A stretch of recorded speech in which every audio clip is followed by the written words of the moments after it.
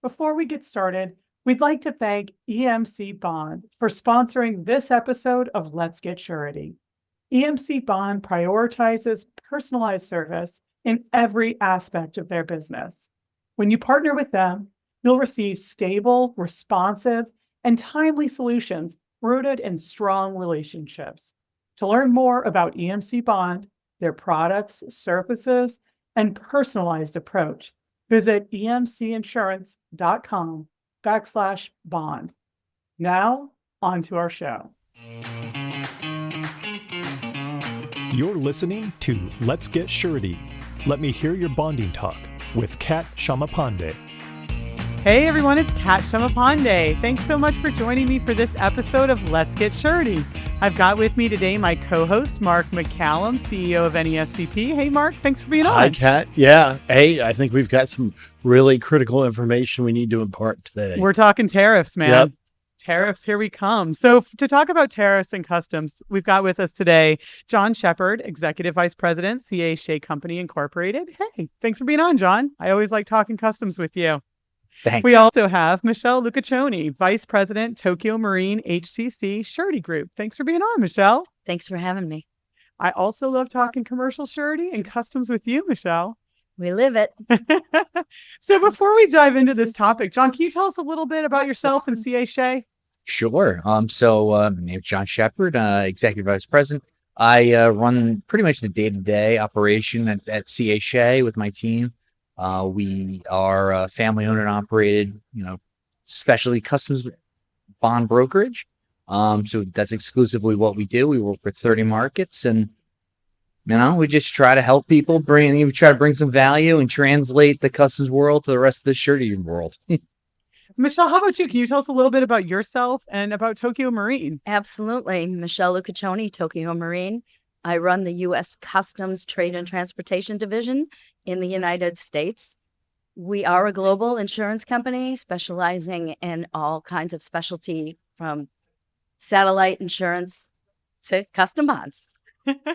We live and breathe customs every day, and we are entrenched in the tariff industry and are here to help anybody who has questions. That's terrific, because I think there are a lot of questions out there when lots it of comes to questions. tariffs and what's going on. So we're here at NASBP's annual meeting this April, and we were in our commercial surety committee meeting, and both of you were there with me, and the topic of tariffs came up, and there was a lot of interest around that table.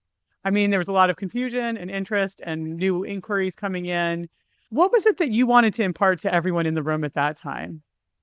Well, I would say that there is a lot of uncertainty with what's going on. It's a very fluid environment right now, with things changing seemingly every day, multiple times a day. Right. And really what we wanted to just get across to people is now is the time to really make sure you engage with your surety professionals, that they engage with their accounts, and make sure that they are just working on anticipating what their bonding needs are going to be for the next, at least for the next 12 months, to just see where they are. Are the tariffs causing a lot of changes in their bonding needs, Michelle? Tariffs are changing bonding needs. Okay. The calculation of the bond itself is based on duties, taxes, and fees paid in the prior 12 months. And so every day that they pay the increased tariff amount, it includes in their backlog and their calculation. And so we are about to get the first full month of insufficiencies from U.S. Customs. Okay, so April would be that first full month. Absolutely. Okay. The March insufficiencies only had 3 days of new tariffs, and we saw double insufficiency counts. Oh, okay. So we are expecting a very large jump, but I even think that in the next 30 days after that, it could be even larger. Exactly. Tomorrow, if the tariffs go away, everybody has to remember that the process goes backwards 12 months. Okay. So people are saying, well, if the tariffs end tomorrow, I'm not going to need that big of a bond. Well, actually, what the calculation is today is going to be for 12 months, even forward, even if the tariffs go away tomorrow or are reduced. It's really important for us to make sure that they know our customers that they must forecast the next 12 months, starting from the day they started really paying the duties, the new duties. I mean, some of these tariffs are dramatic in terms of the scale. So, I mean, it's really got to be catching these businesses really off guard. And so, I mean, what can they do, you know? I would say that really what they have to do is, again, they need to engage with Surety, right? Yeah. And they need to have a plan around how to anticipate and what the plan is going to be to deal with this increase. Because what you have to understand about these tariffs too is that it's going to have a real meaningful cash flow issue for a lot of these companies, right? I mean, Michelle and I were working on an account, went from a $2 million bond to a $250 million. Whoa. So when you 100x your requirement, that means you had a company that was anticipating $20 million in duties to customs is now anticipating $2.5 billion in duty to customs. Surprise, that's going to be difficult to manage. Yeah. So they really have to get in front of that and make sure Yes. Surety is engaged early and understand how management of that cash flow is going to work, because that goes to the banking relationships, that goes to just cash flow management all over the place. And you have to think that even if they put up collateral, how many banks out there can sustain a $250 million letter of credit, and the surety company is going to be comfortable with that bank? Yeah. And then add more and more principals who are going to need larger pieces of collateral. We have seen the big companies being proactive. Automotive industries, they know they've been hit hard. You've got steel, you've got aluminum, solar products are being affected. There are some new legislations that even came out on solar products, right? Where more and more they're pushing it. Yeah. We as an industry can anticipate, know your customers. We know our customers. Do they need us? Reach out to them in advance of them running insufficient. Because if customs renders them insufficient, the surety has 15 days to terminate the bond and 30 days to get a new bond in place with all the underwriting and everything that needs to be done. And customs has already stated they're not granting any leniency. Yeah, customs is not your friend on this. Not at all.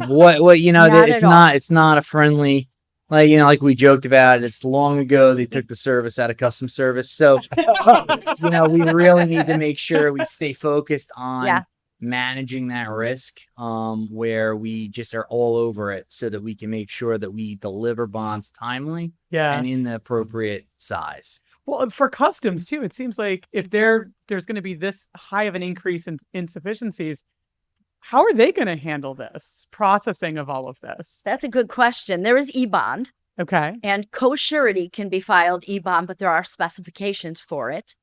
Everything else can be filed directly with Indianapolis through the bond desk. Paper. You create a bond form. Anybody can get a fillable form online. Okay. However, Customs has already stated as well that they don't have the staffing to handle big amounts of flow into Indy. Okay. They are hoping that surety companies are using co-surety that all carry the same link so that they can file one bond. Yeah, it's a complicated question because Customs just doesn't have the manpower. They don't. To effectively manage this kind of an increase in workload. So be prepared to give yourself time to file that bond. And again, you only have 30 days. You have to underwrite it, manage the underwriting requirements, and get that new bond filed. Or someone's going to need singles. And those singles are calculated at value plus duty. Okay. And if it's FDA, it's 3 times the value. Risk will grow very quickly. I mean, basically, it's a disaster. So, It's good to see it. So there's so much light at the end of this tunnel. Yeah, that's the oncoming train. Exactly, the one meeting us head on. I wanted to go back. You had touched on the importance of those bank relationships. So what are you hearing in terms of banks, lenders, are they spooked by all this too? And is that having an impact then as people are trying to figure out what to do? They are asking a lot of questions. They are looking at companies' Q1 fiscal year end. They're looking at a lot of really important data. And in many cases, principals are going to be turned away. We've seen it already. Yeah, I mean, again, it's when we're talking, $250 million. I mean, that's a big obligation. I mean, Yeah. most of the time, I would say unless you have a mature, established banking relationship, it's going to be very difficult.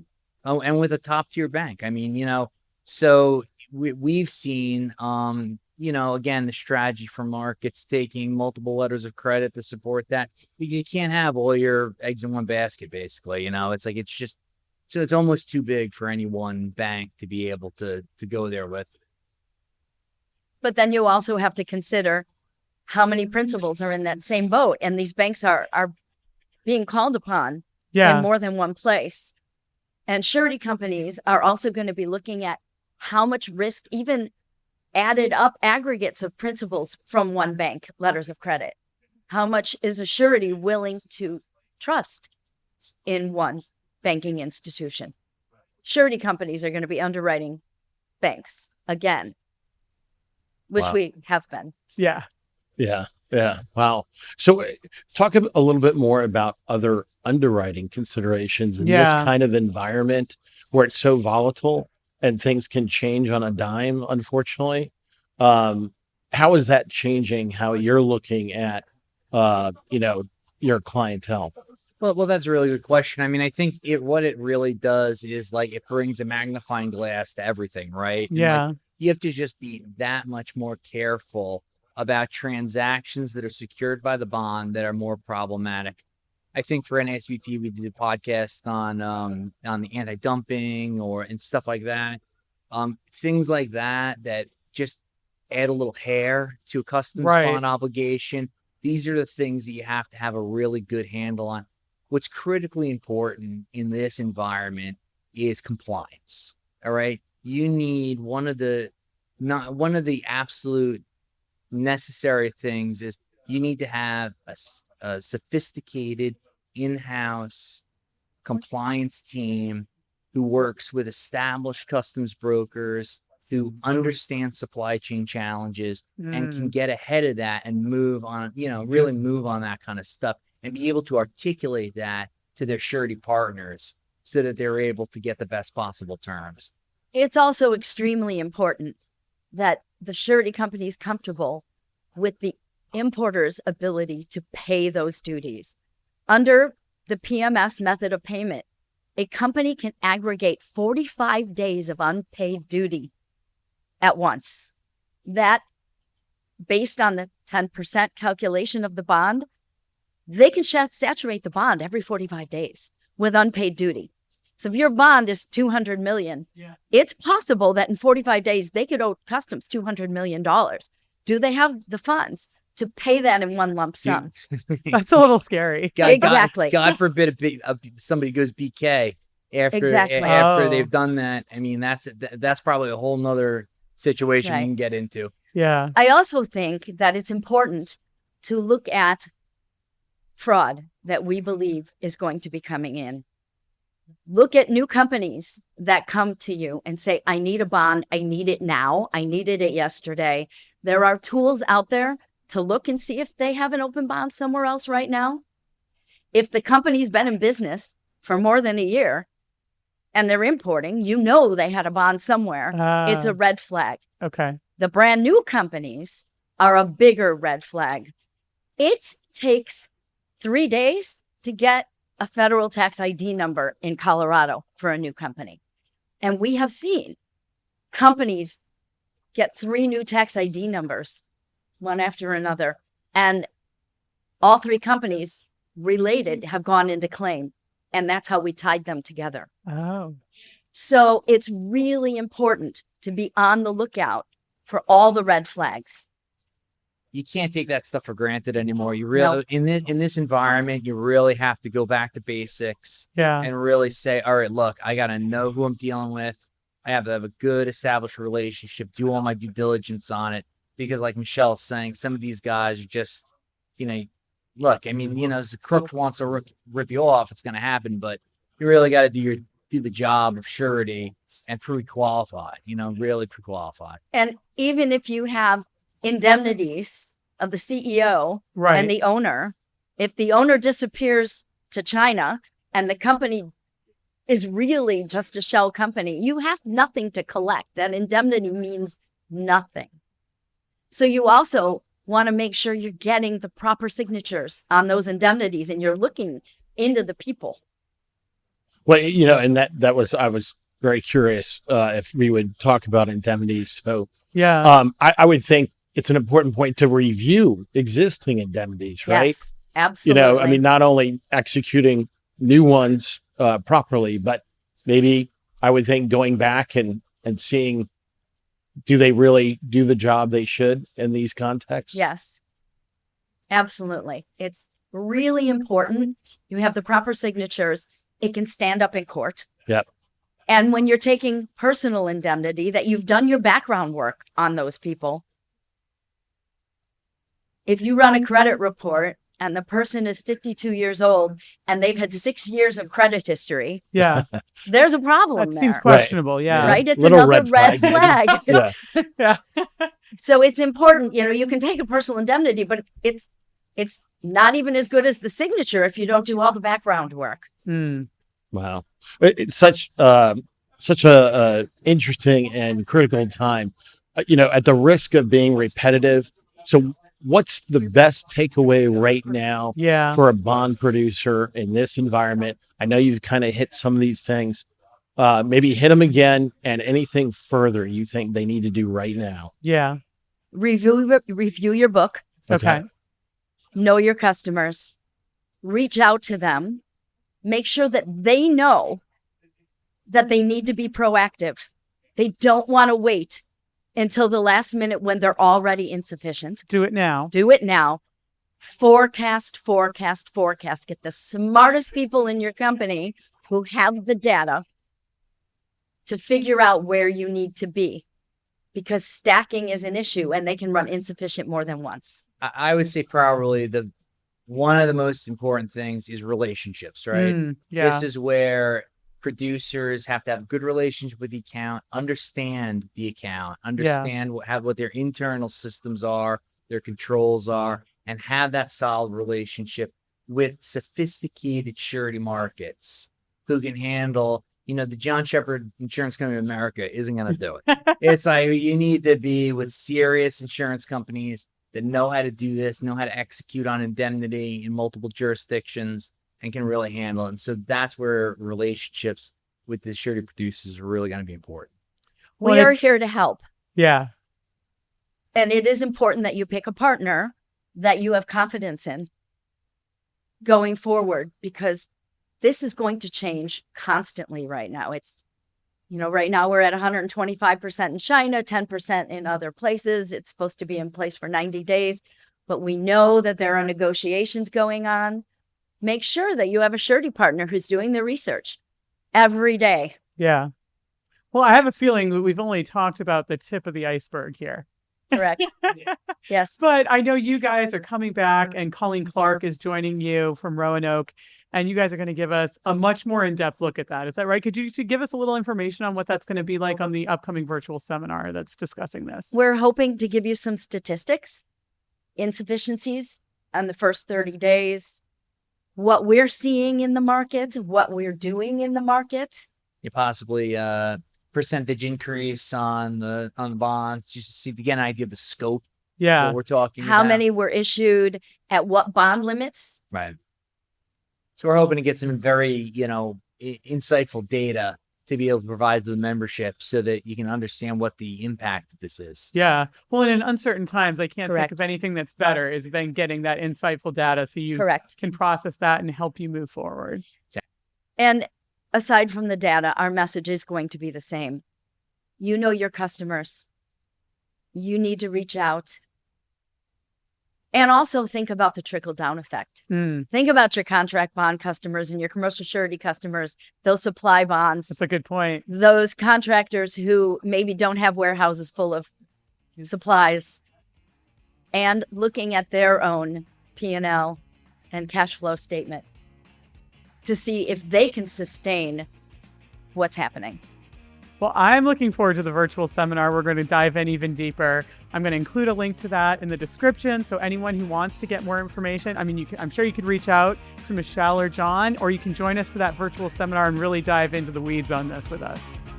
Thanks so much for being on, you guys. Hopefully we can get you back later and we'll be looking at the light at the end of the tunnel and not the train, John. All right. Thank you so much. Thank you so much, Kat. Thank you, guys. You've been listening to Let's Get Surety, brought to you by the National Association of Surety Bond Producers. For more information about the NASBP and its members, visit nasbp.org. Before we go, we just wanted to thank EMC Bond again for their generous support in sponsoring this episode of Let's Get Surety. EMC Bond prioritizes personalized service in every aspect of their business. When you partner with them, you'll receive stable, responsive, and timely solutions rooted in strong relationships. To learn more about EMC Bond, their products, services, and personalized approach, visit emcinsurance.com/bond.